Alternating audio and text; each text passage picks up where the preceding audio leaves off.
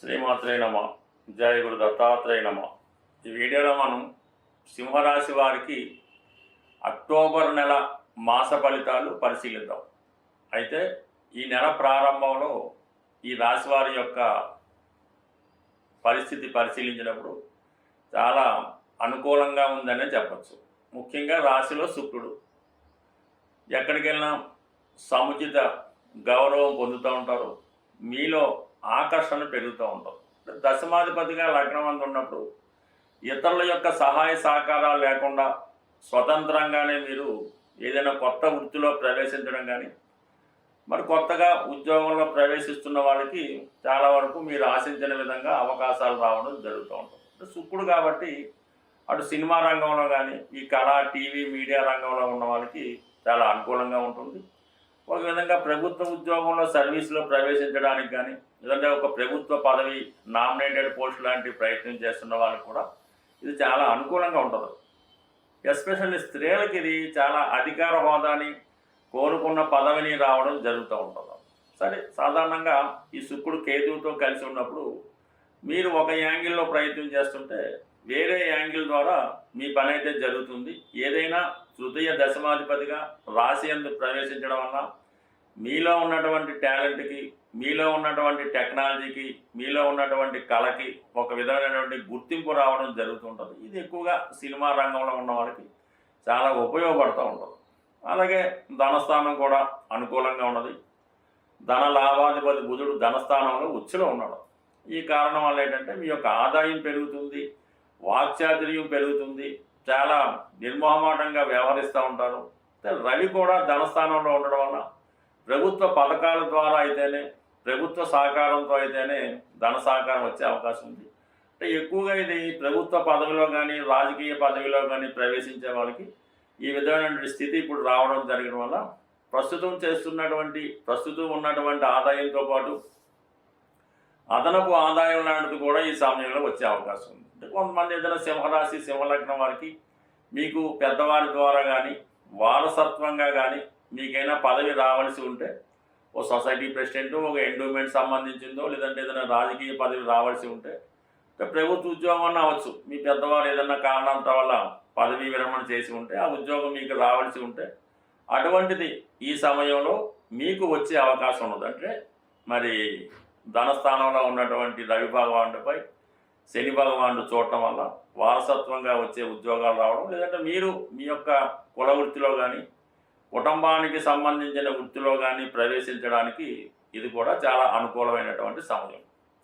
ఇక ప్రస్తుతం కుజగ్రహం కూడా 3వ స్థానంలో ఉండడం వల్ల చాలా వరకు ప్రయాణాలు ఎక్కువగా చేస్తూ ఉంటారు. ఏదైనా నిర్ణయాలు చాలా ఫాస్ట్గా తీసుకోవడం జరుగుతూ ఉంటుంది. ఏదైనా పని అప్పటికప్పుడు సెటిల్ చేసుకొని పూర్తి చేసుకోవడం జరుగుతూ ఉంటుంది. అలాగే వృత్తిలో ఏదైనా మార్పు కూడా ఈ సమయంలో కొంత అనుకూలత ఏర్పడుతుంది. గురువు 11లో ఉండడం, సో ఇది కామన్. గురువు 11లో ఉన్నప్పుడు ఎటువంటి పనైనా చివరి నిమిషంలో అయినా ఎవరో ఒకరి సహకారంతో మీరు పూర్తి చేసుకుంటారు. అలాగే అటు పూర్వపుణ్యం జనరేట్ అవ్వడం వల్ల, గత జన్మ పుణ్యం వల్ల అయితేనే, మీ సంతానం యొక్క సహకారం వల్ల అయితేనే, మీ యొక్క కృషి వల్ల అయితేనే ఏదైనా విధంగా మీరు మీ యొక్క ప్రయత్నాలు నెరవేరుతూ ఉంటాయి. అయితే ఈ అక్టోబర్ 18వ తారీఖున గురుగ్రహం 12వ స్థానంలోకి ఉచ్చ స్థానంలోకి ప్రవేశిస్తూ ఉన్నాడు. సో ఇది ఒక విధంగా మీకన్నా మీ సంతానానికి చాలా ఎక్కువ బెనిఫిట్ జరుగుతూ ఉంటుంది. వాళ్ళకి ఏదైనా విదేశీ అవకాశాలు రావడం కానీ, కొత్త ఉద్యోగంలో ప్రవేశించడం కానీ వాళ్ళకి అనుకూలత ఏర్పడుతుంది. మీరు కూడా ఏదైనా మంచి కార్యక్రమాల్లో పాల్గొంటారు. ఏదో ఒక శుభకార్యం, ఒక పుణ్య కార్యక్రమం లాంటిది తలపెట్టడం జరుగుతూ ఉంటుంది. ఎక్కువగా దానికి సంబంధించినటువంటి సహాయ సహకారాలు మీ స్థాయిలో మీరు సహకరించడం కూడా జరుగుతూ ఉంటుంది. కొన్ని ముఖ్యమైన నిర్ణయాలు కూడా ఈ సమయంలో తీసుకోవడం జరుగుతూ ఉంటుంది. అటు మీరు ఏదైనా మధ్యలో ఏదైనా ప్రయత్నం చేస్తూ ఉన్నారు, మధ్యలో ఆగిపోయింది, అంటే విద్య ఏదో పిహెచ్డీ కోసమో డాక్టరేట్ కోసమో ఇంకా ఉన్నత చదువు కోసం ప్రయత్నం చేస్తూ ఉంటారు, మధ్యలో ఆగింది, దాన్ని తిరిగి పునఃప్రారంభించవచ్చు. ఎక్కువగా ఈ సమయంలో మీరు పిల్లల అభివృద్ధి కొరకు కానీ వారి శుభకార్యాల విషయంలో కానీ ఎక్కువగా కృషి చేయడం జరుగుతూ ఉంటుంది. బట్ ఏదైనా కొంతవరకు మీరు ఒక ఆధ్యాత్మిక రంగంలో ప్రవేశిద్దాం అనుకున్న వారికి కానీ వేరే ఏదన్నా ఒక వేరే ప్రాంతంలో సెటిల్ అవుదాం అనుకున్న వాళ్ళకి కానీ ఇది చాలా వరకు అనుకూలించే అవకాశం ఉంటుంది. సో ఏదైనా సింహరాశి వారికి ఈ గురుగ్రహం, శుక్రగ్రహం, బుధగ్రహం అంటే ఇంచుమించు అన్ని శుభగ్రహాలు మీకు అనుకూలిస్తున్నప్పటికి కూడా కేవలం ఒక అష్టమ శని ప్రభావం వల్ల చాలా వరకు మీరు మంచి కార్యక్రమాలు చేపట్టినా కూడా ఎదుటి వారి యొక్క విమర్శలకి ఎదుర్కోవాల్సి రావడం, అది మీరేదో స్వలాభం కోసం చేశారనో, అందులో మీకు ఏదో లాభం ఉందనో, ఏదో విధంగా మిమ్మల్ని అన్పాపులర్ చేయడానికి ప్రయత్నాలు జరుగుతూ ఉంటాయి. అంటే మీతో మంచి కార్యక్రమాలు చేయకుండా ప్రయత్నం చేస్తూ ఉంటారు. అందువల్ల అటువంటి వాటికి మీరేమీ ఇబ్బంది పడకుండా మీ యొక్క వేలో నిజాయితీగా మీ పనులు మీరు చేసుకుంటే ఆటోమేటిక్గా సక్సెస్ మీకే రావడం జరుగుతుంటుంది. విమర్శలకు భయపడితే మాత్రం ప్రస్తుతం మీరు ఏమి చేయలేరు. కాబట్టి మీ యొక్క స్టైల్లో ధైర్యంగా ముందుకెళ్తే కంప్లీట్గా సక్సెస్ అనేది మీకు రావడం జరుగుతుంది. మనం గోచార ఫలితాలు తెలుసుకునే ప్రయత్నంలో కేవలం మీ యొక్క చంద్రుడి యొక్క స్థితిని ఆధారంగా తీసుకుని మాత్రమే మిగతా గ్రహాలు సంచారాన్ని మీకు తెలియజేయడం జరుగుతూ ఉంటుంది. ఇందులో చెప్పిన ఫలితాలు చాలా వరకు జరగవచ్చు, జరగకపోవచ్చు. అయితే ఎలాగైతే చంద్రుడి యొక్క రాశి ఉంటుందో మిగతా రాశుల మీద కూడా, అంటే బుధుడు, శుక్రుడు ఈ రాశుల వారి మీద కూడా ఈ గ్రహాలు మారినప్పుడు దాని ప్రభావం కనబడుతూ ఉంటుంది. ఉదాహరణకి మీ జన్మ జాతకంలో శుక్రగ్రహం ఉన్న చోటికి గురుగ్రహం వచ్చిన, గురుగ్రహ వీక్షణ ఉన్న వివాహం కంపల్సరీగా జరుగుతూ ఉంటుంది. అలాగే మీరు జన్మజాతకంలో శని గ్రహం ఉన్న రాశిలోకి గురుగ్రహం వచ్చిన, గురుగ్రహం చూసిన మీకు ఉద్యోగం రావడం అన్నది జరుగుతూ ఉంటుంది. అలాగే బుధుడు ఉన్న రాశిని గురువు చూసిన, గురువు ఆ గ్రహం మీద సంచారం చేసిన విద్యలో అభివృద్ధి కలుగుతుంది, స్థిరాస్తి కొనుక్కునే ప్రయత్నాలు జరుగుతూ ఉంటాయి.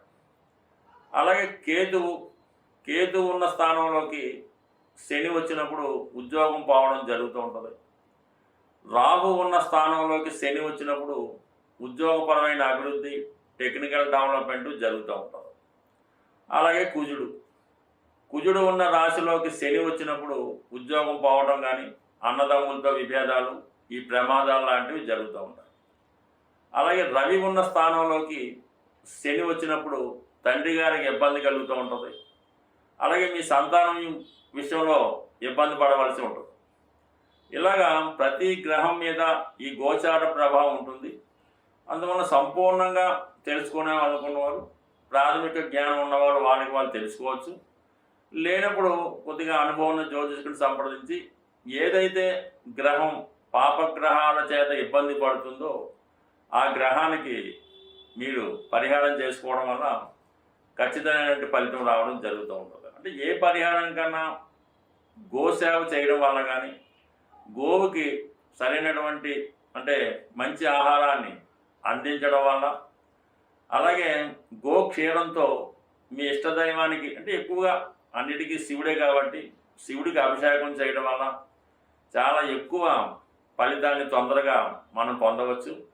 అయితే ఎక్కువగా ఉద్యోగపరమైన సమస్య ఉన్నా, వివాహపరమైన సమస్య ఉన్నా, పిల్లలు ఎడ్యుకేషన్ పరంగా రాణించలేకపోతున్నా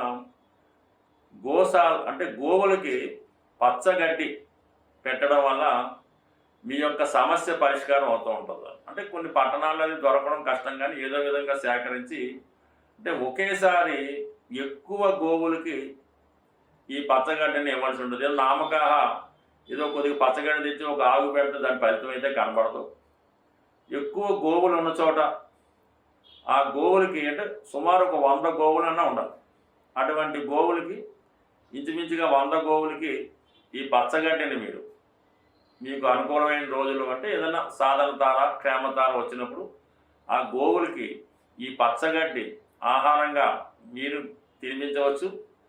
లేదంటే మీ సిబ్బందితో కన్నా పెట్టవచ్చు. మీ బిజినెస్ మాత్రం అక్కడ ఉండాలి. ఆ గోవులు అవి తిన్నప్పుడు ఆ కళ్ళలో ఆనందాన్ని మీకు చాలా సంతోషాన్ని కలిగిస్తూ ఉంటుంది.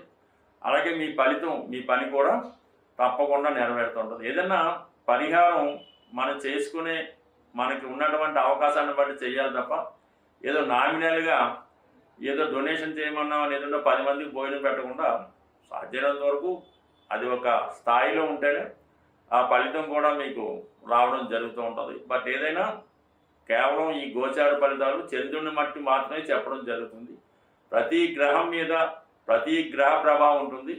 అది సంపూర్ణంగా తెలుసుకోవడం వల్ల డే టు డే మంత్ ఎప్పటికప్పుడు కార్యక్రమాలు మనం చేసుకోవచ్చు. ఏదైనా మన దైవ బలంతో మన జాతకాన్ని మనమే మార్చుకోవచ్చు. స్వస్తి.